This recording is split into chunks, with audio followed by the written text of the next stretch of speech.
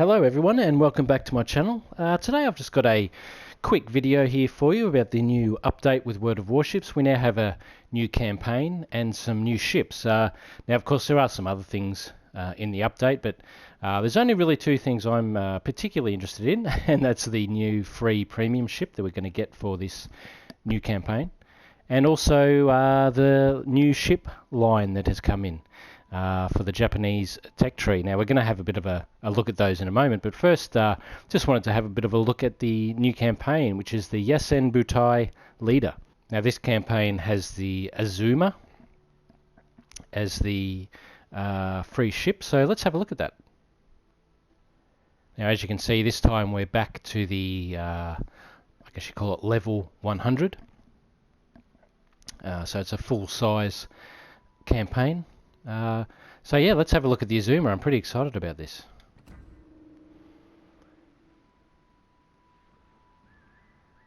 Now she's a very cool looking ship. A very cool looking ship. Now I'm just going to first off hide the UI and we're just going to have a look, and this is a beautiful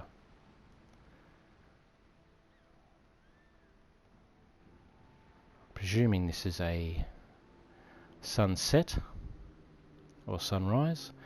Either way, it looks awesome. Really, yeah, really like this. Now, those guns look very deadly, very deadly. Very cool looking ship, and I'm very happy that it's a Japanese ship. Lately, of course, we've had American and German ships, as well as Italian. So yeah, very excited to go back to a Japanese ship. So love playing Japanese ships. At first wasn't actually even going to go down any of the Japanese lines, but really came to fall in love with the battleships, but especially the destroyers. Japanese destroyers are definitely my favourite. But this ship looks absolutely beautiful. So let's have a little bit of a look at the overview. So it's got big guns. This ship is armed with high caliber main battery guns, which is always good. Sure shot. Shells with a good ballistic trajectory maintain velocity, making aiming easier. Now, I'm not sure whether she's like a lot of the other Japanese cruisers where the actual gun reload time is quite long, but the guns themselves are good. Above average chance for HE shells to cause fire. That's pretty cool. We'll have a look at the percentage in a moment. So AZUMA, a powerful high-speed ship, Project B-65, designed to destroy American heavy cruisers and confront Alaska-class large cruisers. Some design solutions were borrowed from the Yamato-class battleships. She was armed with 9 310mm guns and had good anti-torpedo protection. Year of design, 1941. So yeah, this ship actually never set sail or saw combat, but it will in World of Warships. Let's have a quick bit of a look here. So survivability 52,500. Now if I didn't already mention, I don't think that I did, this is a tier 7 premium ship, so you get all the usual bonuses for a premium ship.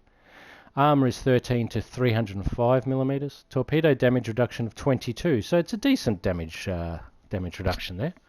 Not the highest I've seen, but that is decent. Now the main battery has a firing range of 15.8 k's. The reload time is 26 seconds, so that is a fair reload time. Now you might be able to quicken that up a little bit. 180 degree turn is 40 seconds, so seems like the main batteries are reasonably slow at reloading and turning, but when you do get them on target, they're going to be pretty good. Maximum HE shell damage 4500. Chance to set fire 27%. That's pretty decent. AP shell damage of 8150. So you're getting up, you know, maximum HE damage is nearly 5,000, and then your AP damage is getting towards the 10,000. So not bad at all. Secondary has a range of 5Ks, which is pretty good. And they're 8x2 and 100mm, and they're got HE shells by the look of it, and they're 1700, so that's pretty handy. That'll fight off the little pesky destroyers and give you something as well for close combat. Pretty good speed at 34 knots, turning circle 920, rudder shift time 13.9, not too bad. Concealment of 12.7. Range by air 7.6. Guaranteed detectability of 2. And while in smoke, 9.7. So she doesn't stay hidden very well. But, Now, upgrades, it has the usual 4 upgrades here. So it looks like we can do all the usual things.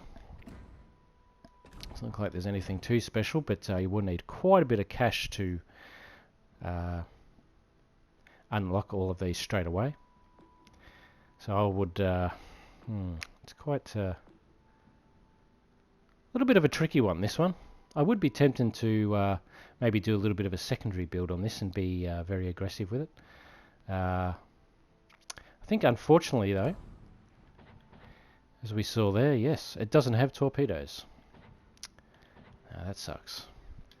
But I would say I'll be doing aiming systems, or yeah, probably aiming systems, or maybe going down the secondary route. Probably the steering gears mod there, get a bit better rudder shift time.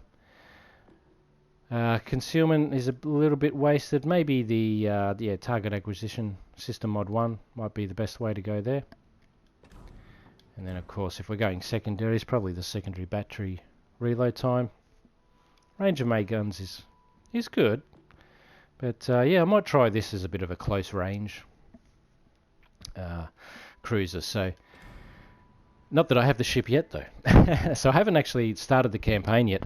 I've had a couple of days off, well actually quite a few days off gaming since the last campaign, so I'm keen to get stuck back into this ship. So let's have a little bit of a look at some of the missions that it's got going at the moment. Okay, so we have the usual weekly HAVOC again, and the endurance trials look like they're the same as usual. Looks like we've got a good one here. Destroy 13 ships, that's really cool. Hit enemy ships 15 times with ship torpedoes. Nice, I will enjoy that. Shakedown Trials 3 is receive 7 million HP of potential damage. So it looks like we'll be probably taking out our battleships there to soak up all that potential damage. That's pretty cool. And Shakedown Trials 4 is cause 450,000... Oh, sorry, 45,000 HP of damage to ships by setting fire. So, yeah, maybe those American cruisers are going to be, yeah, coming into action. But there's another ship that may fill that role. And let's have a look at the new line of Japanese ships. Okay, so here we have it. This is the new, well, alternative destroyer line for the Japanese tech tree. I'm so excited about this. Heard a lot about these ships. Of course, they're on PC. They probably will act a little bit differently here on console, but so happy to have a new line of ships in the game. I'm hoping my German nation will have some, will do the same thing sometime in the near future, as that's what I've been saving for. I believe aircraft carriers may actually be held off until the PlayStation 5 version comes in, from what I have understood. But for now, I'm very happy to have a new line, and they're exactly the kind of ships that I love to play. So these are actually sort of considered a bit more of a gunboat, but they still are destroyers, and we have 4 of them, starting at Tier 4, which is pretty cool, which we have the MINEKAZE. Then we come up to Tier 5 at the HATSUHARU. Tier 6 at the Shiratsuyu. And then Tier 7 we have the AKIZUki. Now, as you can probably see there, at Tier 6 we have the AKATSUKI. So they're not to be confused. Very similar names. Let's have a quick look at each of these. It's a very cool looking ship, the MINEKAZE.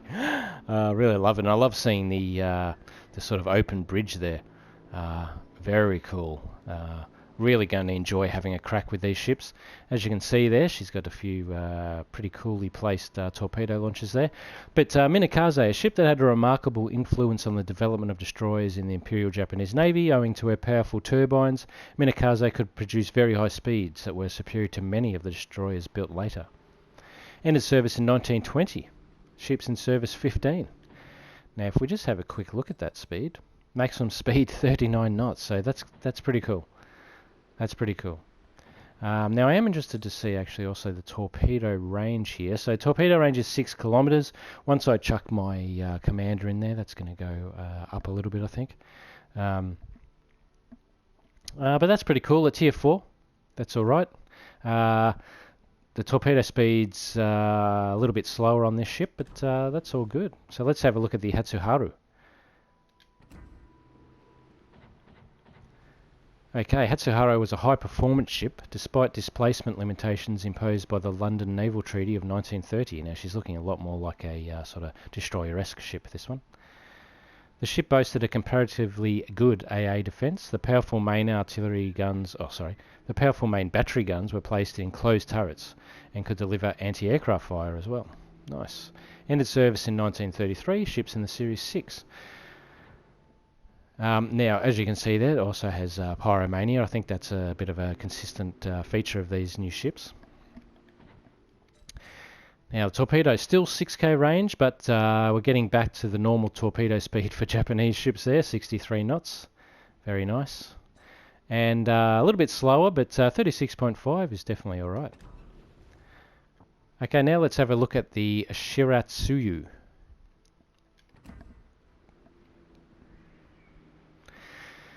Alright, now we're looking like we're getting a little bit more torpedo action here.